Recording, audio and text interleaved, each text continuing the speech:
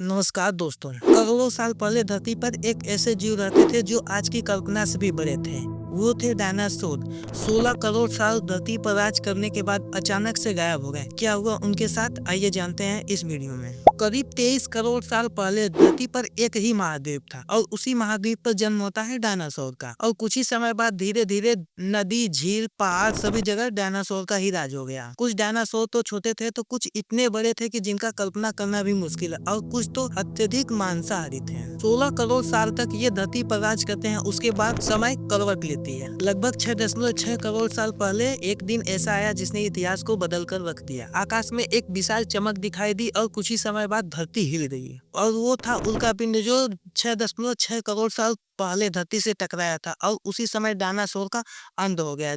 आइए जानते हैं पूरी सच्चाई क्या थी। क्या उल्का पिंड के टकराने से ही डायनासोर का अंत हो गया या कुछ और कारण?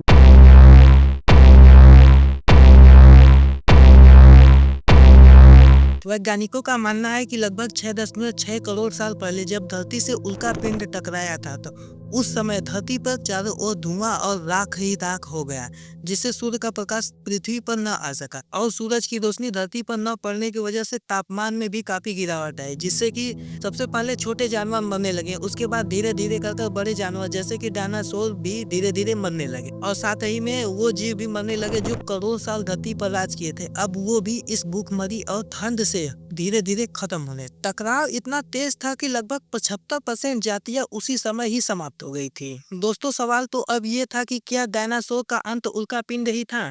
कुछ वैज्ञानिक इसको मानने के लिए तैयार नहीं थे कि डायनासोर का अंत केवल उल्का पिंड से ही हो गया। कुछ डायनासोर का अंत ज्वालामुखी के विस्फोट से भी हुआ था। क्या है इसकी सच्चाई? बने रहिए हमारे साथ, आइए जानते हैं। दोस्तों, कुछ वैज्ञानिकों का ये मानना था कि डायनासोर का अंत केवल उल्का पिंड गिरने से नहीं हुआ है, बल्कि उस समय ज्वालामुखी भी फट रहे। तो ज्वालामुखी के फटने से इतना गैस उत्पन्न हुआ कि वातावरण धीरे धीरे बदल गया और वर्षा अम्लीय होने लगी। अम्लीय वर्षा होने के कारण डायनासोर का अंत धीरे धीरे होने लगा। दोस्तों, ये वैज्ञानिकों का मानना था। क्या डायनासोर का अंत उल्का पिंड के गिरने से हुआ या ज्वालामुखी के फटने से, जिससे कि अम्लीय वर्षा होने लगी? आपकी क्या राय है, कमेंट करके जरूर बताइएगा।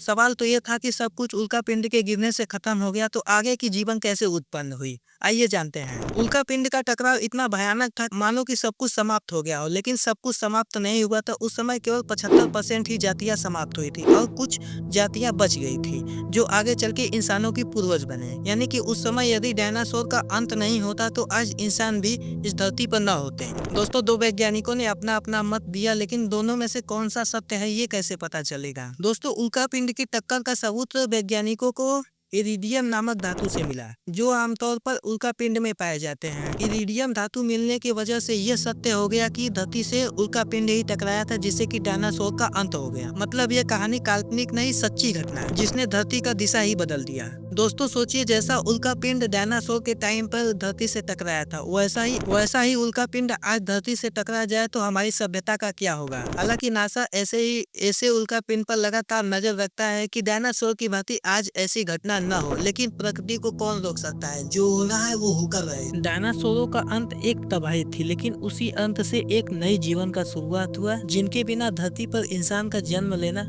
नामुमकिन था। तो अगली बार जब आपको पक्षी आसमान में उड़ता हुआ दिखाई दे तो याद रखना वो किसी डायनासोर का वंशज है। यही प्रकृति का नियम है, जो बदलता है वही जीवित रहता है। इसके बारे में आपकी क्या राय है, कमेंट करके जरूर बताइएगा। अगर आपको ये कहानी पसंद आई तो वीडियो को लाइक करें, चैनल को सब्सक्राइब करें, और मिलते हैं किसी और रहस्यमय जानकारी के साथ। तब तक के लिए जय हिंद, जय भारत।